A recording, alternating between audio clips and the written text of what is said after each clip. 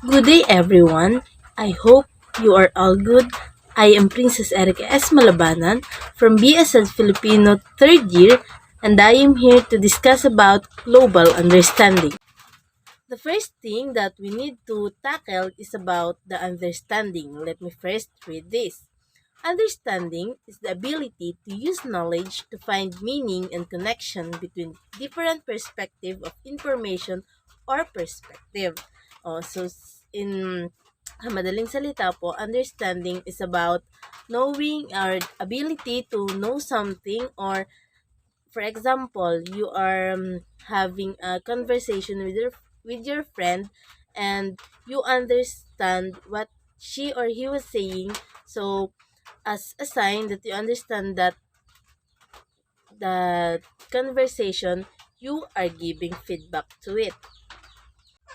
So the next thing to tackle is about the four interrelated cognitive processes that those globally competent students need to use to understand fully global and intercultural situations and issues according to OECD 2018.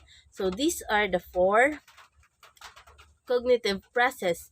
First one is the capacity to evaluate. Second one is the capacity to analyze. Third one is the capacity to understand. And the last one is the capacity to evaluate. So let's tackle it one by one. One, the first one is the capacity to evaluate information. So for us to be able to evaluate information, we need to formulate arguments and explain a complex situation and problem by searching or using connecting evidences to its situation. And also to evaluate information, we need to identify those biases and gaps for us to manage the conflict issues. The second one is the capacity to analyze. So those globally competent students need to have this capacity and able for them to analyze those different perspectives and views from the world. So in order to really analyze the certain information or situation, those students need to connect their own perspective or others' world perspective for them to analyze it correctly and clearly. The third cognitive process will be the capacity to understand. As a globally competent students, you need to know the differences in communication. We all know that communication is our only way to better understanding.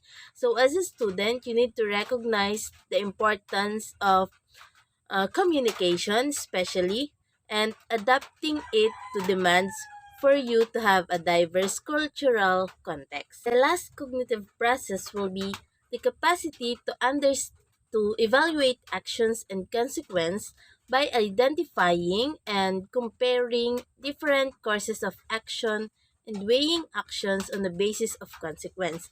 So to be a globally competent students, you need to have this capacity, the capacity to evaluate actions and know the difference of a certain action to another one.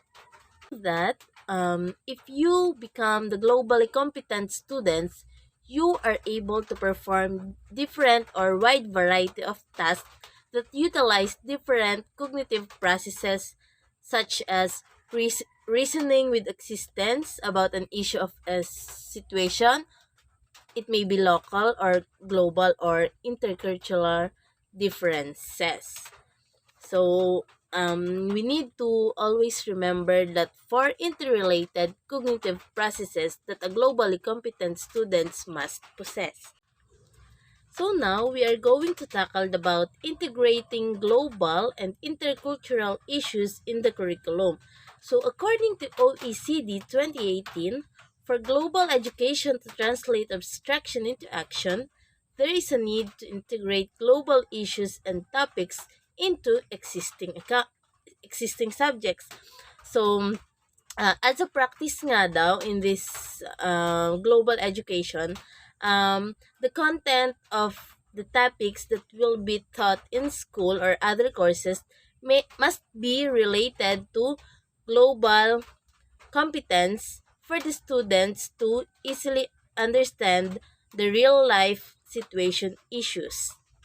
Content knowledge, which is related to global competence in an integrated curriculum, was taught in specific courses.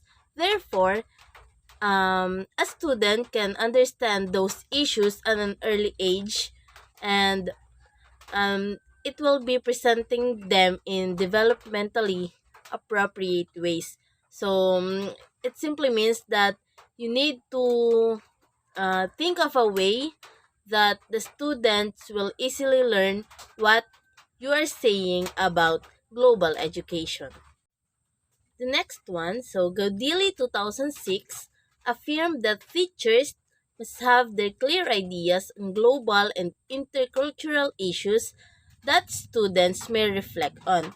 Um, as a teacher, you need to topics and research topics and other learning materials, or carefully design the curriculum while giving the students multiple opportunities to learn those issues. So, syempre, as a teacher, you need to think of other references that will support what you are saying for them to relay and understand what you are discussing.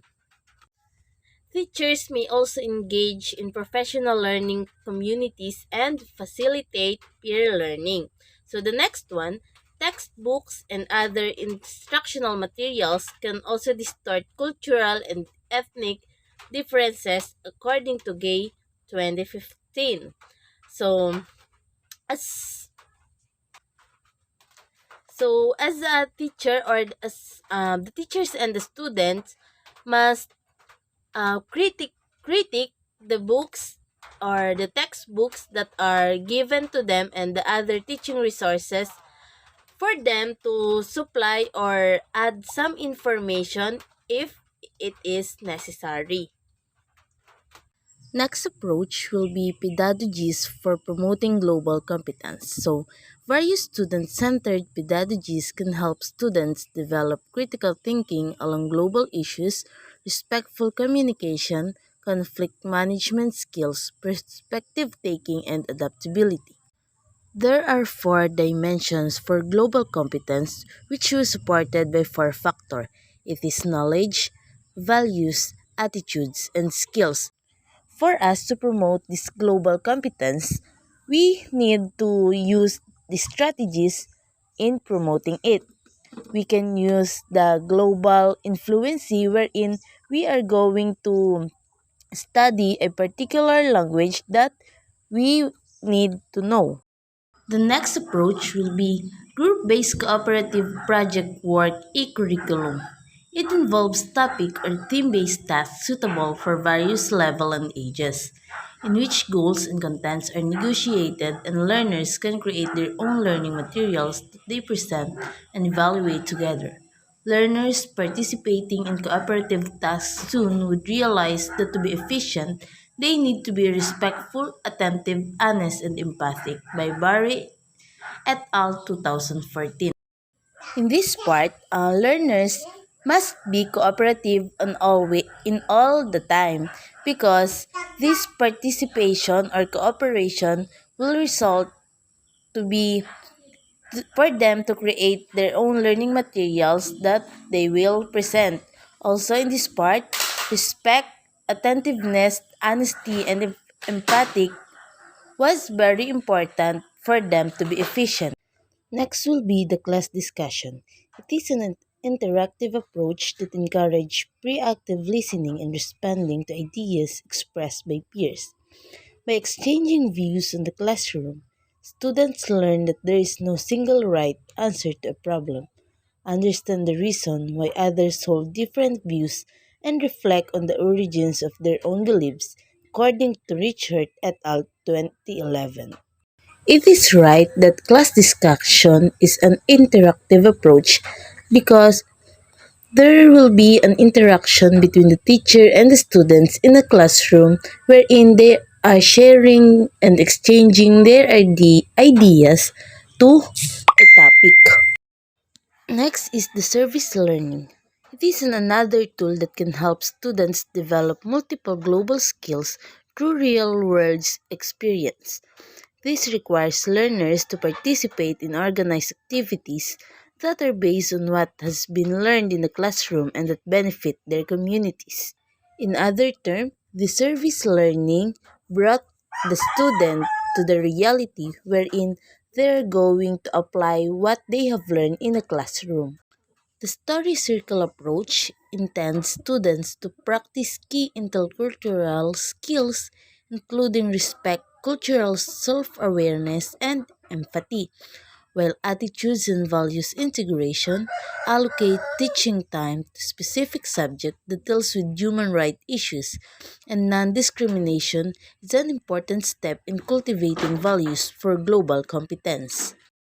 For a student to have this global competence, they need to practice key intercultural skills, including the respect, the self awareness, and empathy. And also, they need to develop their attitudes and values integration. That is all for global understanding. I hope everyone learned, keep safe, and God bless us all.